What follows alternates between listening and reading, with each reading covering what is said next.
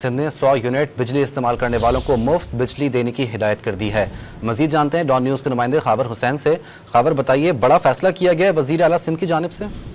जी, वजीर आला सिंध सैयद मुराद अली शाह की जेर सदारत महकमा तवानाई का इजलास हुआ है, जिसमें वजीर तवानाई और वजीर PND नासिर हुसैन शाह समेत दीगर वज़रा ने शिरकत की और अफसरान भी मौजूद थे। इस मौके पर सिंध में 5 लाख से जायद घर ऐसे हैं जो ग्रिड से दूर होने के बायस बिजली से महरूम है। वजीर आला का कहना था कि चेयरमैन बिलावल भुट्टो की हिदायत है कि 5 लाख बगैर बिजली वाले घरों को बिजली मुहैया की जाए। 2 लाख सोलर पैनल तकसीम करके मंसूबे पर काम शुरू हो रहा है। वजीर तवानाई ने ब्रीफिंग देते हुए बताया कि महकमा तवानाई मनसूबाबंदी मुकम्मल कर चुकी है और वजीर आला को मंजूरी के लिए पेश कर दी गई है समरी।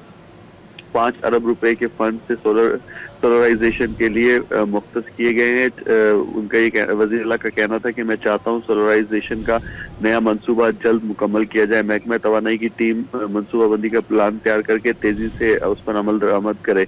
इस मौके पर वज़ीर आला का ये भी कहना था कि जो कम सार्फिन है बिजली के उन्हें बहुत शुक्रिया खाबर हुसैन, आपने अपडेट किया।